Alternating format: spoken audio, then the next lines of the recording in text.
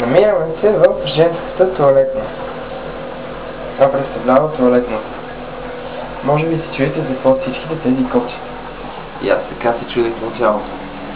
Японецът е гениален. Туалетната е и биде. Значи, като седнеш... Голяма така.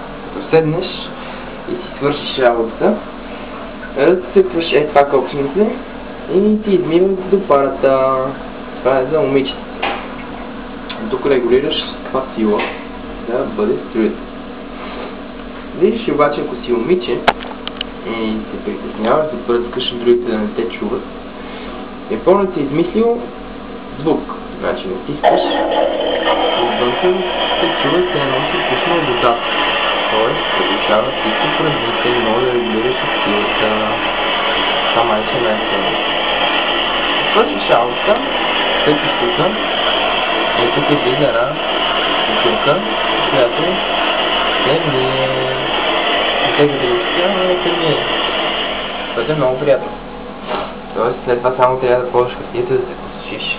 Обаче да бъде още по-рационално и по-не се измисли, като пуснеш водата, да си отиде, с новата вода в казанчето да минава първо през мини мивка, т.е. може да си измиеш ръцете. След това става водата, където си измил ръцете, се мие и казанче, това е туалетната чини. Някои от тия чини имат и подгряване на седалката, тази конкретно няма. А доколкото знам, има и такива с сушуар, т.е. като измие да може да се посуши. Освен за сушуар, има и такива, които като те видят, защото има сензори, си отварят капака сами и като свършиш, ти го пускат пак сами. Като цяло това беше от мен, от Киото, за японските туалетни. Гениални са!